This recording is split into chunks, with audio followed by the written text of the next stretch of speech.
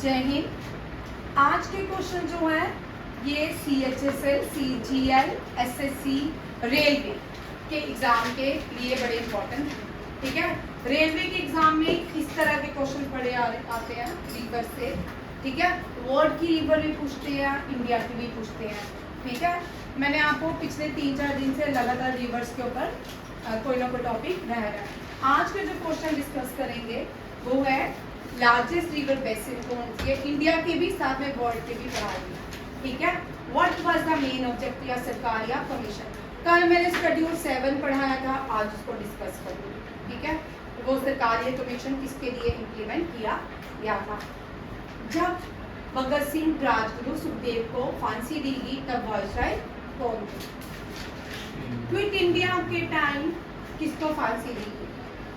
गांधी जी को quit India movement में कौन सी जेल में रखा गया। ठीक है, क्विट इंडिया रोलात एक्ट में किसको और किसने रिजाइन किया। ठीक है, ये सारे क्वेश्चन बड़े इंपॉर्टेंट हैं। ये आपके जो बच्चे JKSSB वाले हैं ना, जिनका सुपरवाइजर वाला पेपर भी है, उसमें ये टॉपिक मेंशन है। ठीक है, हर एक एग्जाम को ध्यान में रखते हुए पेपर सेट करते हैं, क्वेश्चन बनाती हूँ ताकि आप सबके हो जाए। और ये जो ये वाला क्वेश्चन है ना, ये नेशनल मूवमेंट्स ये एग्जाम में क्वेश्चन रहता है। जैसे डांडी मार्च, कल मैंने इसी वाला डांडी मार्च के सारे वो मैंने वीडियो में भी डाले थे, शॉर्ट वीडियो में, कि डांडी मार्च गांधी जी कितने माइल्स चले, हर रोज कितने दिन चलते थे, कितने लोगों के साथ चलते थे। ठीक है, कितने वॉलंटियर थे जो गांधी जी के साथ डांडी तक के डांडी मार्च में। ठीक है, डांडी जो है प्लेस है गुजरात में, गांधी जी वहां तक गए। ठीक है, कितने माइल्स चले, ये सारा क्वेश्चन सही। आज का पहला क्वेश्चन देखते हैं। हम देखो बेसिन्स क्या होता है। ठीक है, रिवर्स तो हमें पता है कि रिवर्स नदियां हैं, कोई ग्लेशियर से आ रही है, कोई पेरिनल है, कोई नॉन पेरिनल है, कोई ऐसे रेनफॉल की वजह से आती हैं, कुछ मानसूनल नदियां आती हैं। ठीक है, नदी एक अपने सिस्टम में चलती रहती है। ठीक है, अब जैसे रेनफॉल हुआ, फिर जो रेनफॉल का पानी आया कहाँ पे, नदी के अंदर मिलता गया। इसी तरह जब मानसून आते हैं, मानसून का भी सारा पानी कहाँ आएगा, नदियों में। फिर उसके बाद ग्लेशियर, कोई रास्ते में अगर ग्लेशियर आता है, उसका भी पानी कहाँ आएगा, इन नदियों के अंदर। यहाँ ये पॉइंट देखो, इस पॉइंट को सुनिए ध्यान से, क्योंकि इस पॉइंट से अगर सुना होगा अच्छी तरह, इससे कोई भी टिपिकल क्वेश्चन आपको पूछ सकते हैं। ठीक है, कि ग्लेशियर के कौन सा रिवर बेसिन्स के अंदर कौन सी नदियां बहती हैं, कौन सी नदियां आती हैं। ठीक है, मानसूनल आती है, रेनफॉल आती है, जो भी गुलिस क्या होता है, जब भी रेनफॉल आता है तो इस तरह की नालियां बन जाती हैं, दरारें पड़ जाती हैं जमीन के अंदर, खड्डे जैसे दिखती है, इनको हम गुलिस कहते हैं। इनको क्या कहते हैं, गुलिस। इनका पानी भी सबका कहाँ आता है, मेन रिवर के अंदर। सारी नदियां, जितना भी पानी मेन रिवर के अंदर आ रहा है, इनको बेसिन्स, इनको क्या बोलते हैं, समझ आ गया कॉन्सेप्ट क्लियर हुआ बेसिन्स का आज। ठीक है, ये बेसिन्स को इतनी बड़ा रास्ता नहीं होता कि नदियां उधर से आ रही हैं, जहां से भी नदी बह रही है, रास्ते में बड़ी सारी ट्रिब्यूटरीज बहती हैं, ट्रिब्यूटरी नदी बहती है, यमुना इधर से आ रही होगी। ठीक है, वो भी इस मेन नदी में आके मिल जाएगी, गंगा के अंदर। ठीक है, इसी तरह कोई और रिवर आ रही होगी, वो भी यहाँ मिल जाएगी, ब्रह्मपुत्र आ रही होगी, वो यहाँ पे बे ऑफ बंगाल में गंगा को मिल जाएगी। ये सारी क्या बनाती है, मीन्स गड्ढे में गिर जाती है ये सारी नदी। ठीक है, आपने पहाड़ों में भी देखा होगा, जब बारिश होती है ऐसे गड्ढा टाइप बन जाता है, उसके बीच पानी एक गड्ढे में चला जाता है पानी। ऐसे तो नहीं है, पानी एक थोड़ा सा अलग साइड में होता है, मैं इस गड्ढे में मिलूंगा, मैं अपना अलग से गड्ढा बनाता हूँ, ऐसा नहीं होता। ठीक है, एक गड्ढा जिसमें पानी फिल हो जाता है, सारी चीजें उसमें आके मिलते हैं, डेट इज कॉल्ड पैसेज। अब डेल्टा भी सुन लो, डेल्टा क्या होता है, बड़े सारे बच्चों को नहीं पता होगा डेल्टा क्या होता है। नदियां एक लंबा रोड चलती हैं। ठीक है, अपने मेन पॉइंट से चलती है, यहाँ से ओरिजिनेट होती हैं। जब वहां से चलती है, जैसे हम वैष्णो देवी जाते हैं, ठीक है, या किसी भी यात्रा में जाते हैं, किसी भी पिलग्रिम्स यात्रा में जाते हैं जहाँ पे पैदल चलना हो, तो हम क्या करते हैं, स्टार्टिंग में क्या होता है, एक्साइटेड होते हैं, धीरे धीरे भाग रहे होते हैं, कुछ देर के बाद हम क्या हो जाते हैं, थक जाते हैं, सब थकते हैं, ठीक है। इसी तरह जैसे कोई पहाड़ में चला, बोलो ट्रैकिंग करते हैं, ठीक है। स्टार्टिंग में जब ट्रैकिंग का रास्ता, अगर ट्रैक का रास्ता बड़े खुशी से चढ़ते हैं, फिर धीरे धीरे हम क्या हो जाते हैं, छत से जाते हैं। बट नदियाँ एक लंबा कोर्स चल रही हैं, तो अब बड़े सदियों से चल रही हैं। अब जब मेन पॉइंट में जहाँ पे नदी ने सी के अंदर मिलना हो, वहाँ पे समझो कि बूढ़ी हो जाती है। जब हम बूढ़ी हो जाते हैं, लास्ट पॉइंट में हम सबके साथ जिंदगी में क्या है, जब हमारा अब लास्ट पॉइंट आएगा ना, जब हमारी कोई भी कम्पिटिटिव एग्जाम का 1 नंबर जब रहता ना, बहुत सारे बच्चे क्विट कर लेते हैं, ठीक है। क्विट कभी नहीं करना चाहिए, धीरे धीरे वो एक दिन अपनी मंजिल पा ही लेते हैं। इसी तरह नदियाँ जो है धीरे धीरे जब लास्ट मोड़ में जाती हैं, क्या कहते हैं, क्विट तो करेंगी नहीं, क्विट करेंगी तो लैंड में तूफान आ जाएगा, तो कहाँ मिलती है, ओशन या सी के अंदर मिलती हैं। अब जब नदियाँ यहाँ आती हैं, नदियाँ अपने साथ बड़ा कुछ लाती है, सैंड सिल, जो अपर लेयर रहती है, upper layer of the soil भी अपने साथ लेके आती है नदी। और जो नदी जब अपर लेयर भी आती है, वो भी कहाँ पे डिपॉजिट करने लगती है, सॉइल, मिट्टी, ठीक है, मिट्टी, पत्थर, बालू, बजरी, जिसको भी जो भी कंकड़, शंकर, वो सब यहाँ पे आते जाते हैं, फिर आती है नदी, यहाँ पे करते करते जाते हैं। हमने सुना होगा कि गैंगटिक और ब्रह्मपुत्र प्लेन जो है वो क्या है, फर्टाइल लैंड, वो क्या है, फर्टाइल लैंड। अब यहाँ पे क्या हो रहा है, यहाँ पे सारी चीजें जो नदी अपने साथ ला रही थी, यहाँ पे इकट्ठे हो रही है चीजें, ठीक है। अब नदी का पानी सीधे आगे तो जा नहीं रहा, अब नदी का कई रास्ता, नदी अपना पानी रास्ता को ढूंढ रही है। अगर आप गैंगटिक प्लेन देखोगे ना, यूट्यूब में भी देख सकते हो, केवी देख सकते हो, जब बड़े सारी डॉक्यूमेंट्रीज भी बनी होती है उनमें भी वो गंगा और ब्रह्मपुत्र फैली हुई है ऐसे, क्योंकि अब यहाँ पे क्या हो रहा है, सिल्ट इकट्ठी हो रही है, सॉइल इकट्ठी हो रही है, डेपोजिशन हो रही है। जब सारी चीज़ों की डेपोजिशन होगी तो क्या होगा, ये रास्ता खुद ढूंढते जाएंगे और ये क्या करेंगे, बे ऑफ बंगाल में जाती है, और यहाँ पे ट्रायंगल सा माउथ बना लेके इनको डेल्टा कहा जाता है, ठीक है।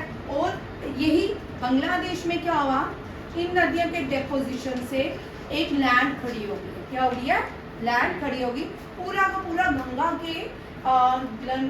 के सेडिमेंट से एक लैंड बन गया। वहाँ पे बांग्लादेश ने वहाँ के कुछ लोगों के लिए, जो पुअर लोग हैं उनके लिए फ्लैट्स बना दिया, उनको वहाँ पे शिफ्ट कर दिया गया। ये भी आप देखिए। अब ये समझ आ गया, डेल्टा, बड़े सारे बच्चों को डेल्टा, बेसिन्स और पेनिसुलर क्या होता है, बड़े सारे बच्चों को ये नहीं, पेनिसुलर होता है जो लैंड 3 साइड से वाटर बॉडी से घिरी होती है, उसको पेनिनसुलर बोलते हैं, उसको क्या बोलते हैं, पेनिनसुलर। ये बड़ा इंपॉर्टेंट है इसके लिए, एनडीए और सीडीएस में, और ऑलमोस्ट सारे एग्जाम में ये क्वेश्चन रहता है। ये मत सोचो कि खाली एनडीए सीडीएस में रहता है, बट एनडीए सीडीएस से इससे रिलेटेड क्वेश्चन हर टाइम होता है। आप चाहे इस साल का आपने पेपर दिया होगा, आपको अनुभव होगा, इससे पहले भी बच्चे देते हैं, 11th में भी देते हैं, ठीक है, एनडीए, तो उनको पता होगा। सीडीएस भी दिया होगा जिसने, उसको पता होगा रिवर्स किस तरह के क्वेश्चन वहाँ पूछे जाते हैं। ये हैं बहुत छोटे से क्वेश्चन, पर ये क्या होता है एक्चुअली में ना, स्कूल में बच्चों ये इतने अच्छी तरह पढ़ाया नहीं जाता, स्कूल वाले इतना इजी पढ़ाते, बेसिस क्या होता है, डेल्टा क्या होता है। पूरी ज़िंदगी जब हम सबके साथ होता, 10th में हम सब ने 10th किया, एसएसटी सबसे खाई, ठीक है, नहीं समझ ही नहीं आता पहला कि डेल्टा क्या है, ये कहाँ से मुसीबत बढ़ गई, पेनिसुलर क्या है, ठीक है ना। हम बाहर में गिरते थे, बच्चों को आ जाता है। 12 नदियाँ भारत में बेसिन्स बनाती हैं, जो कवर करती है 20,000 किलोमीटर का रास्ता, याद रखिएगा। ये आपको एनडीए जो ज्योग्राफी के क्वेश्चन आपको पूछे गए हैं सीडीएस में, अब इस तरह से पूछे जा रहे हैं, ठीक है। और अब कौन कौन सी नदियाँ हैं जो भारत में बेसिन्स बनाती हैं, ब्रह्मपुत्र, इंडस, गंगा, कावेरी, गोदावरी, कृष्णा, महानदी, ये सारी ये आगे, ये नदियाँ यहाँ तक, ठीक है, और ये यहाँ तक। मुझे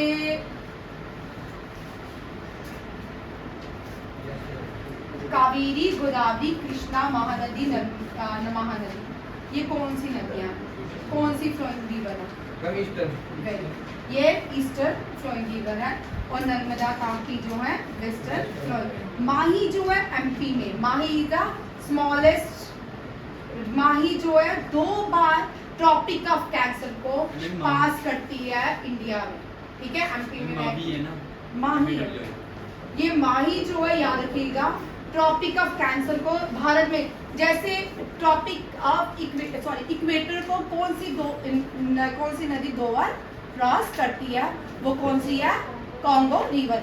इसी तरह भारत में ट्रॉपिक ऑफ कैंसर को कौन सी नदी 2 बार क्रॉस करती है, that is a Mahi river. कौन सी है, माही रिवर। समझ आ गया। इस तरह के क्वेश्चन आप एग्जाम आपको इतने डेप्थ वाले जो एसएससी जीडी होगा ना, उनमें पूछा जाएगा सीधा माही रिवर कौन सी नदी है जो 2 बार ट्रॉपिक ऑफ कैंसर को क्रॉस करती है, या इक्वेटर को 2 बार क्रॉस करती है, कौन से कॉन्टिनेंट में। माही रिवर जो है एशिया में है, ठीक है, और जो कॉन्गो रिवर है वो अफ्रीकन कॉन्टिनेंट में पाई जाती है। डन, ये समझ आता है। अब देखो आगे, अब हम पढ़ेंगे गंगा का, गोदावरी का और अमेज़न का, ठीक है। इंडिया में सबसे बड़ी रिवर बेसिस कौन बनाती है, गंगा। कौन बनाता है, गंगा, ठीक है। ये कहाँ कहाँ, उत्तर प्रदेश, मध्य प्रदेश, राजस्थान, बिहार, वेस्ट बंगाल, उत्तराखंड, झारखंड, हरियाणा, छत्तीसगढ़, हिमाचल प्रदेश, दिल्ली, आदि 11 बेसिन स्टेट्स ऑफ गंगा, ठीक है। कितनी बेसिन स्टेट्स हैं गंगा की, 11। कौन कौन सी है, ये भी क्वेश्चन आपको पूछ सकते हैं जो आप एग्जाम देने वाले हो प्रोटेक्ट में, तो ये हो, ठीक है, क्या रखना, ये इसको पढ़ना है, बट फोकस जो होना चाहिए मैथ और रीजनिंग में सबसे ज्यादा, फिर लास्ट में, ठीक है। आगे लार्जेस्ट रिवर बेसिन, गंगा कितने स्क्वायर किलोमीटर का रास्ता कवर करती है, ये इतना बेसिन्स बनाती है नदियों का। गंगा जो है north by the Himalayas, limited basins है, यहाँ पे ज्यादा नदियाँ नहीं मिलती हिमालयास में गंगा को, but on the west by Aravallis, on the south by Vindhyachal सल्तनत plateaus, on the east by Brahmaputra region. ये सारे इस जगह से नदियाँ कहाँ मिलती हैं, गंगा में आके, और क्या बनाती है, रिवर बेसिन, ठीक है। मैं लास्ट में पीछे डेल्टा, ये लार्जेस्ट गंगा, दुनिया का सबसे बड़ा डेल्टा बनाती है गंगा नदी ब्रह्मपुत्र के साथ में। अब यहाँ से 3 क्वेश्चन सीखो, ठीक है। मैंग्रोव,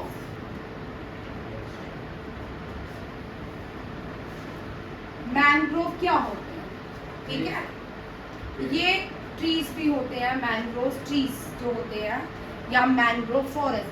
दुनिया का सबसे बड़ा मैंग्रोव फॉरेस्ट कौन सा है, ये लिख लो, largest mangrove forest in the world, mangrove forest कौन सा है, सुंदरवन फॉरेस्ट, वेरी इंपॉर्टेंट, दोनों ही भारत में Sundarban forest.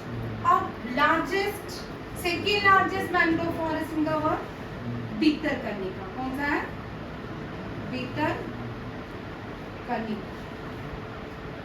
Bhitarkanika second mangrove forest है, ये वर्ल्ड का, दोनों याद रखिएगा, दोनों ही भारत में। अब मैंग्रोव्स क्या होते हैं, पानी है, मैंग्रोव ट्री पानी के अंदर ही होते हैं। आप में से बड़े सारे बच्चे सुरिनसर गए होंगे बॉयज का, ठीक है। सुरिनसर में आपने एक जगह बीच में देखा होगा ऐसे आइलैंड सा बना हुआ है, यहाँ पे क्या है, लैंड है थोड़ी सी, उसके ऊपर पेड़, बड़े सारे पेड़ जो ट्रीज है, उनके जो रूट्स है बाहर की तरफ खिले हुए हैं, देखिए आपने। मैंग्रोव फॉरेस्ट के जो ट्रीज होते हैं, उनकी रूट्स होती हैं, वो क्या होती है, पानी के बाहर होके, क्यों, पानी के अंदर वो ड्राई हो जाते हैं, बिकॉज ऑक्सीजन वहाँ पे नहीं होती है, पानी के अंदर वो ऑक्सीजन नहीं मिलती है, और मैंग्रोव फॉरेस्ट को ब्रीथ करने के लिए पानी के बाहर रूट्स रखनी पड़ती है, किसके बाहर, पानी के बाहर। ये भी याद रखिएगा आपने, जितने भी इनको, ये जो मैंग्रोव फॉरेस्ट है, these are स्वैम्पीज, Daldala, marshy land होती है, क्या होती है, स्वैम्पी, दलदली, या दलदला को ही मार्शी या स्वैम्पी बोला जाता है, ठीक है। ये भी याद रखिएगा, ये बड़ी इंपॉर्टेंट क्वेश्चन, आपका ज्योग्राफी ऑलमोस्ट डन होता जा रहा है, आपको समझ आ रहा है। ये आ गया भीतर का मैंग्रोव फॉरेस्ट। इन मैंग्रोव फॉरेस्ट के अंदर ट्रीज जो पाए जाते हैं, उनको क्या नाम दिया गया है, जो ट्रीज यहाँ पे सुंदरबन डेल्टा या सुंदरबन के अंदर पाए जाते हैं, मैंग्रोव फॉरेस्ट के अंदर, that is called Sundari trees. और ये जो है ना, बड़ा मिस्टीरियस फॉरेस्ट है भाई, आपने फिल्म भी आई होगी, आपने मूवी भी देखी होगी, जम्मू का एक्टर है जो उसका नाम हाँ विजय चंबा, ठीक है। उसकी ये शायद मैंने एक ही सीन देखा, मुझे लगा कि किसी मूवी शायद इसी मैंग्रोव फॉरेस्ट के ऊपर ही बनी हुई है, ठीक है। वैसे बड़े से डॉक्यूमेंट्रीज बनी हुई है इस फॉरेस्ट के ऊपर। ये एक मिस्टीरियस फॉरेस्ट भी है। मैंग्रोव फॉरेस्ट, सुंदरवन के अंदर कौन सी चीज पाया जाता है? दैट इज सुंदरी ट्री, ठीक है। Ganga, the delta of the larger Ganga basin, Ganga basin hydro power, सबसे बड़ा हाइड्रो पावर जो पोटेंशियल बनाता है। अगर हम इंडस का पानी पाकिस्तान में कम देते तो इंडस भी बहुत बड़ा हाइड्रो पावर पोटेंशियल बनाता JNK में। और गंगा कितनी बनाती है? 22711 मेगावाट। ये भी याद रखिएगा। आज आदित्य लिख नहीं रहे मेरे, कितना लंबा ये आज ज्योग्राफी बनाते थे साथ में, ठीक है। Godavari, Godavari, the second largest river of India, second holy river of India, and the largest river of Dakhin Peninsula. Largest river of Dakhin Peninsula. और largest river of South India, Brit Ganga, Old Ganga, Godavari को कहा जाता है। गोदावरी, गोदावरी महाराष्ट्र, आंध्र प्रदेश, छत्तीसगढ़ और उड़ीसा, उसके छोटे छोटे small जो एरियाज होते हैं MP के, कर्नाटका के और यूनियन टेरिटरी या पुडुचेरी के साथ जो नदियां बहती हैं गोदावरी रिवर बेसिन्स में आके मिलके जितना भी पानी आता है। गोदावरी जो है नॉन पेरिनल रिवर है। गोदावरी क्या है? मानिक सुन ले, नॉन पेरिनल रिवर्स पता ना? नहीं पता, ठीक है। पेरिनल रिवर्स होती हैं जो ग्लेशियर से आती है, हाँ ठीक है। ये मानसूनल रिवर्स कहलाती है। क्या कहलाती है? Monsoonal rivers. The Krishna, Kaveri, Godavari, Mahanadi और मानसूनल। जो जम्मू की तवी है, अभी मानसून आएंगे तो उसका ब्रिज तक पानी आ जाना है, ठीक है ना, वो that is called monsoonal rivers, ठीक है। और अब यहाँ देखो गोदावरी की सबसे बड़ी ट्रिब्यूटरी है Pranhita. Very very important question.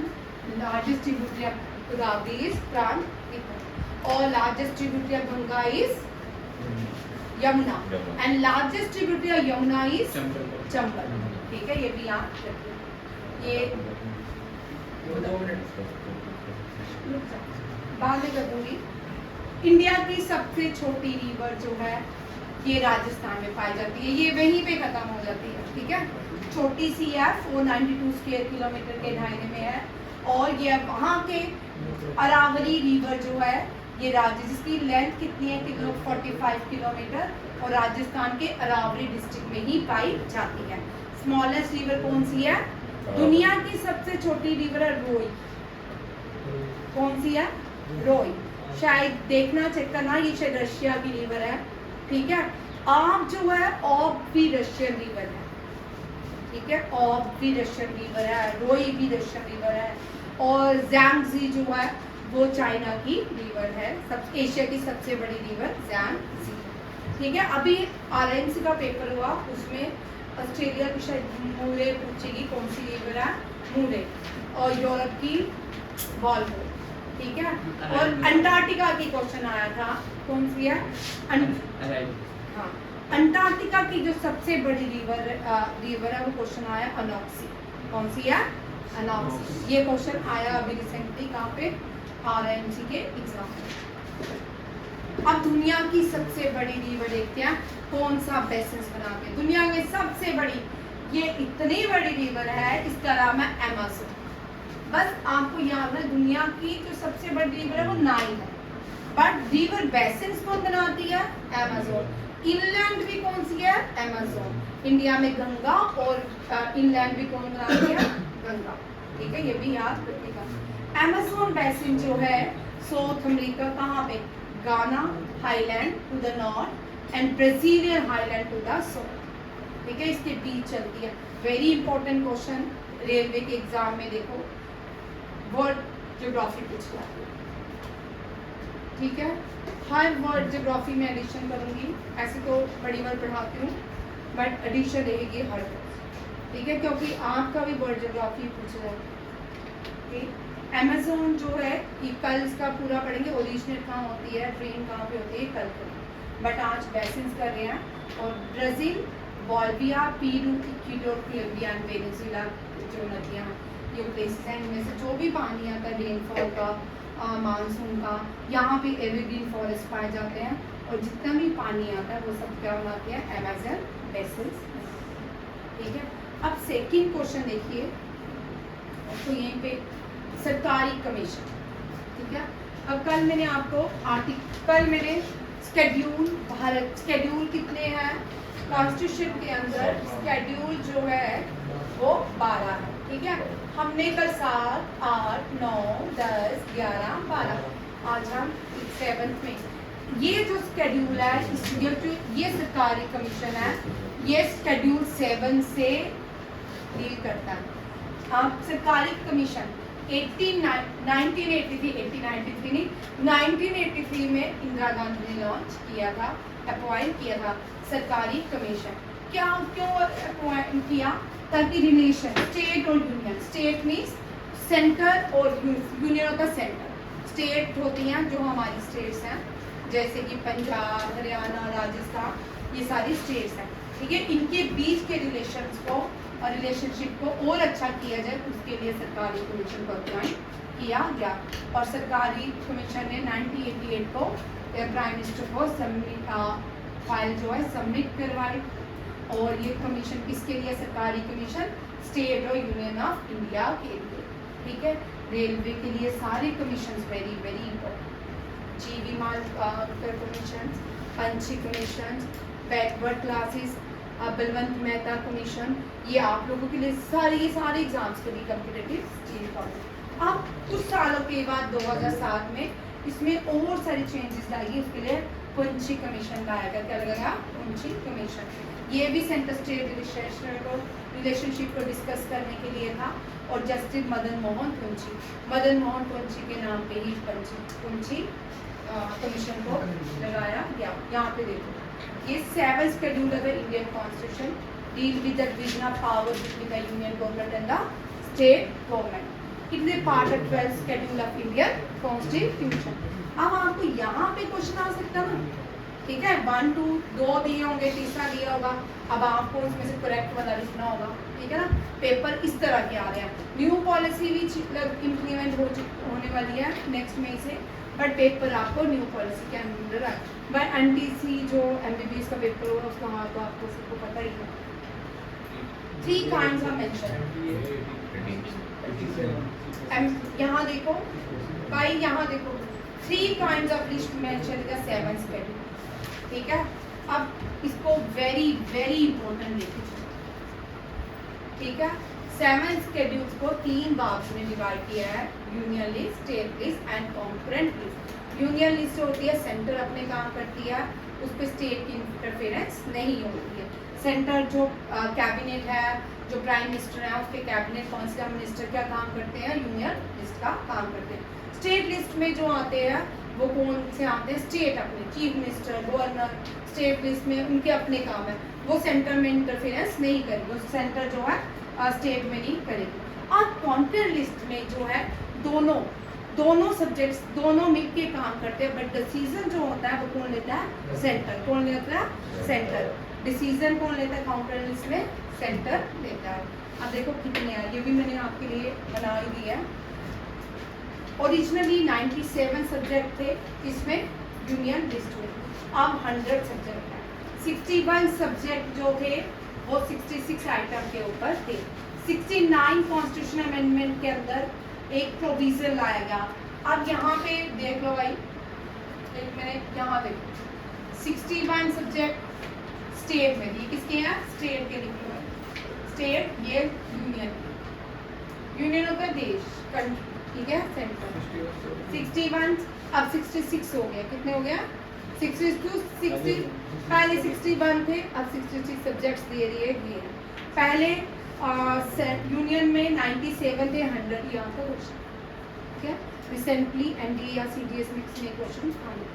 69 constitution amendment जो एक्ट हुआ उसमें क्या कहा गया, दिल्ली जो नेशनल कैपिटल है, Delhi can not be made by laws. कौन कौन से made laws by 3 subject. Delhi can not make laws on 3 subject. कौन कौन से हैं, public order, police and land. Delhi में पब्लिक ऑर्डर पुलिस और लैंड में सीएम का रोल नहीं होता है, गवर्नर वहाँ पे रोल करता है, याद रखिएगा, ठीक है। और 52 सब्जेक्ट जो होते हैं वो कॉन्फ्रेंस लिस्ट में, और हमने कॉन्फ्रेंस लिस्ट ऑस्ट्रेलिया से बारो की, किससे बारो की? ऑस्ट्रेलिया से बारो की। ये सारे पॉइंट्स क्लियर हुए? ये सारे पॉइंट्स बड़े इंपॉर्टेंट है। अगर आप थोड़ा थोड़ा भी कट के जाओ ना, तब भी आपका 100% में गारंटी के साथ कह सकती हूँ आपके पेपर में जीएस का क्वेश्चन आपको आता हो, ठीक है। RIMC में अगर 60 में से बच्चों को 55 क्वेश्चन आते थे तो आपको तो आपकी तो डेप्थ थी, ठीक है, आपको भी आ सकते हैं। ये आपका SI लेके भी चलो, आने की जरूरत है, ग्रेजुएशन होती है, SI का पेपर आप लोग ये SI लेके भी चलो, JKSSB SI, ठीक है। SI में भी इसी तरह के ही क्वेश्चन है, क्योंकि SI का पैटर्न रेलवे का पैटर्न बिल्कुल सेम बिल्कुल सेम। अगर आप यहाँ पे रेलवे तैयार कर लेते हो ना, SI आपको कोई फेल ही नहीं कर सकता, ठीक है। SSC का भी पैटर्न सेम है, GD का भी सेम है, JKSSB के एग्जाम का भी सेम है, UT है, क्योंकि अब यहाँ पे देखो भगत सिंह राजगुरु सुखदेव, जब इनको हैंग किया गया, शहीद हुए जब ये लोग, तब वॉइस है लॉर्ड इरविन। अब मैं लॉर्ड इरविन से थोड़ा पढ़ाऊंगी। लॉर्ड इरविन 1930 में भी, जो भगत सिंह है ये 23 मार्च 1930 को शहीद हुए थे, ठीक है। इनका टाइमिंग कुछ और था, बाद में चेंज कर दिया गया। भगत सिंह शहीद आजम के नाम से जाने जाते हैं, किसके नाम से? शहीद भगत सिंह बॉर्न हुए थे कहाँ पे? साजन। भगत सिंह कहाँ बॉर्न हुए? कहाँ पे? लोगों ने, अरे यार, भगत सिंह पाकिस्तान में बॉर्न हुए थे, कहाँ पे? आप लोग कल में टेस्ट क्वेश्चन डाल, मैंने बड़ी बार पढ़ाया। अब सुनो कहानी, सुन लो पहले इरविन की कहानी, पहले सुनेंगे फिर भगत सिंह की सुनेंगे, ठीक है।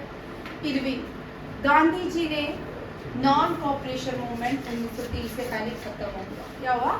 खत्म हो गया। अब 1930 में गांधी जी ने एक और मूवमेंट लॉन्च की। वेरी इंपॉर्टेंट क्वेश्चन आते हैं भाई, सिविल डिसोबीडियंस मूवमेंट और नॉन कॉपरेशन मूवमेंट से क्वेश्चन रहते हैं हर एग्जाम में, ठीक है। Civil disobedience movement, Gandhi ji ने कौन सी? सिविल डिसोबीडियंस मूवमेंट स्टार्ट, ठीक है। गांधी जी ने एक लेटर लिखा, एक डिमांड, एक लेटर लिखा, किसको? Gandhi ji write a letter to Irwin, Lord Irwin, और इसमें कितनी डिमांड्स रखी गई इस लेटर के अंदर? 11 डिमांड्स रखी, कितनी? 11 डिमांड्स रखी गई। और उसके बाद क्या बोलते हैं गांधी जी? बोलते कि भारत के लोगों की अच्छे होने के लिए उसने क्या लिखा? लेटर लिखा, ताकि आपको क्या करना है कि भारत के लोगों की जो पोजीशन है, जो बुरी हालत है, उसको ठीक किया जाए। But Irwin didn't reply to Gandhi ji, ठीक है, उसने रिप्लाई नहीं करते। उसके बाद गांधी जी ने उनको बोला, अगर आप मेरी शर्तें नहीं मानते, उनमें से एक शर्त थी, कौन सी? दांडी मार्च। कौन सी? साल्ट ऑफ, एक जो शर्त थी वो देखो भाई, साल्ट एबॉलिश, ठीक है, सॉल्ट लॉ एबॉलिश, एक जो शर्त थी सॉल्ट लॉ एबॉलिशन थी, ठीक है। अब गांधी जी ने बोला इरविन को कि मैं 31 मार्च 1930 को दांडी मार्च करूंगा। क्या करूंगा? दांडी मार्च। कौन बात कर रहा है? गांधी जी ने दांडी मार्च किया। गांधी जी ने बोला कि मैं साबरमती गुजरात से, साबरमती गांधी जी का आश्रम था साबरमती गुजरात, गांधी जी ने साबरमती गुजरात से क्या किया? मार्च स्टार्ट की। 240 माइल चले गांधी जी, ठीक है। डिस्टेंस कितना कवर करना था? 240। कितने लोग थे? 76। कितने लोग थे? 76। कई जगह में 78 लिखा है, कई जगह में 76 लिखा है, ठीक है। कितने लोगों के साथ गांधी जी हर रोज 10 माइल चलते, कितने माइल चलते थे? कहाँ पहुँचे? कितने दिन 24 डेज के बाद गांधी जी कहाँ पहुँचते हैं? दांडी। कहाँ पहुँचते हैं? दांडी। समझ आ गया? टेबल तैयार हो गया भाई आपका? क्या? एनसीईआरटी पढ़ाते हैं 9-10 को एनसीईआरटी है। उससे पहले हम पढ़ते हैं सागर रचना, पियर्सन्स, मेटी की बुक्स, ठीक है? 9-10 में तो एनसीईआरटी पढ़ते हैं, ठीक है? अब गांधी जी कहाँ पहुँच के? दांडी। दांडी पहुँच के गांधी जी ने क्या किया? ब्रेक किया। सॉल्ट भाई सॉल्ट ला को क्या बोलो क्या बोले हो? आनंद क्या बोला? गांधी कितने किलोमीटर चलते थे? गांधी क्या? 10 माइल है तो 16 किलोमीटर। चलो ठीक है, मैथ ठीक है, मैथ का ठीक है, अच्छा है, करते रहो, तुम निकालो इसीलिए, ठीक है? अब यहाँ देखो, यहाँ समझ आ गया ये पॉइंट। अब गांधी जी ने क्या किया? गांधी जी ने अब यहाँ पे सिविल डिसोबीडियंस स्टार्ट हो गया दांडी मार्च के साथ। और 2-4 क्वेश्चन में से वो याद रखिएगा, मैं दोबारा नहीं करवाऊंगी। नॉर्थ वेस्ट प्रोविंस से किसने किया सॉल्ट ला ब्रेक? फ्रंटियर गांधी। किसने? खान अब्दुल गफ्फर खान। फ्रंटियर गांधी। पूना से बाल गंगाधर तिलक, बीजीटी, ठीक है? अब पूना के बाद आते हैं तमिलनाडु से सी राजा गोपालाचार्य, ठीक है? कल वाले वीडियो में मैंने तमिलनाडु का सरोजिनी नायडू बोला है, ठीक है? सी राजा गोपालाचार्य है। और नॉर्थ ईस्ट से रानी गैदरली, ठीक है? युवराज मत पढ़, ठीक है? ये याद रखिएगा क्वेश्चन। आगे देखो, वीडियो के बीच में नहीं बोलना। क्लास के बाद जितनी मर्जी बातें किया करो। आगे देखो, ठीक है? जब इनको लाहौर की जेल में फांसी दी, ये तीनों को, गांधी जी को आगा खान पैलेस में रखा गया। गांधी जी को 1942 को अगस्त क्रांति भी कहते हैं। क्या कहते हैं? अगस्त क्रांति। इसको अगस्त क्रांति को हम क्या कहते हैं? Quit India movement. क्या कहते हैं? Quit India movement. और इसमें जो स्लोगन था डू और डाई। गांधी जी को अरेस्ट करने के बाद Aruna Asif first mayor of Delhi, Aruna Asif Ali क्या बन गई? रेवोल्यूशनरी वूमेन बन गई, ठीक है? ठीक, याद रखिएगा। आप जब बात करोगे मैं क्लास ऑफ कर दूंगी। अब यहाँ पे देखो, ये क्विट इंडिया मूवमेंट स्टार्ट होगी, ठीक है? गांधी जी को अरेस्ट कर लिया गया, आगा खान पैलेस में रखा गया। कहाँ रखा गया? आगा खान पैलेस। और जब क्विट इंडिया मूवमेंट हुई, हुआ द वॉइसरॉय कौन थे? लिनलिथगो। कौन थे? लिनलिथगो। और ये जो इसमें किसको हैंग किया गया क्विट इंडिया मूवमेंट में? कौशल कंवर को। कौन? कौशल कंवर। याद रखिएगा, ये कौशल कंवर असम के थे। क्विट इंडिया में इनको फांसी दी गई। अब लास्ट क्वेश्चन है रोलेट एक्ट। रोलेट एक्ट जो है सिविल डिसोबीडियंस मूवमेंट से स्टार्ट होता है। इससे सिविल डिसोबीडियंस मूवमेंट से नहीं, रोलेट एक्ट जो है नॉन कॉपरेशन मूवमेंट।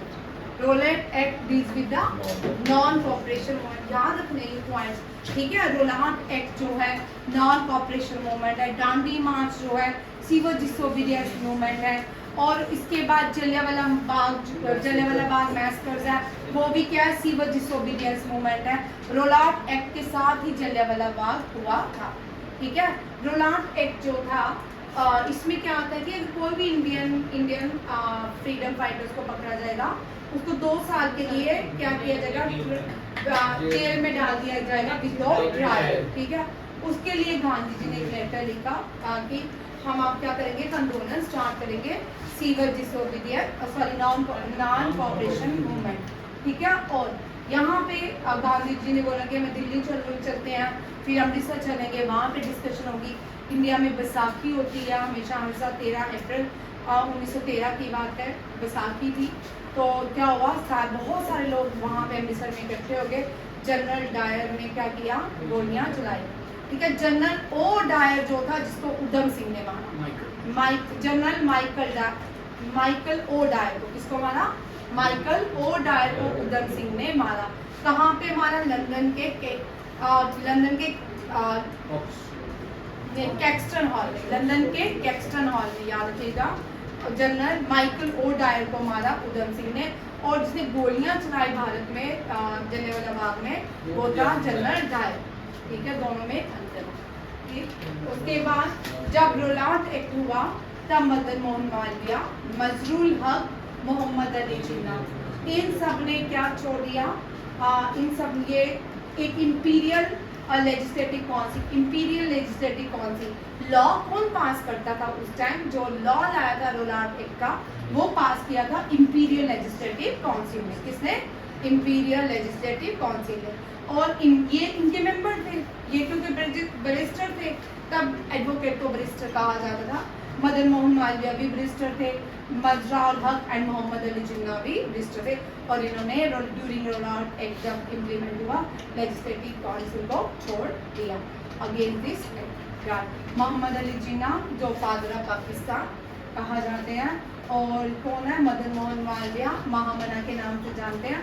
ये आप इनके बारे में कल पढ़ के आए, मैं आपसे पूछ रही मजरूल हक, ये मैंने छोड़ा है, कल मैं आपको बताऊंगी, आप मुझे बताओ। ठीक है, थैंक यू, जय हिंद।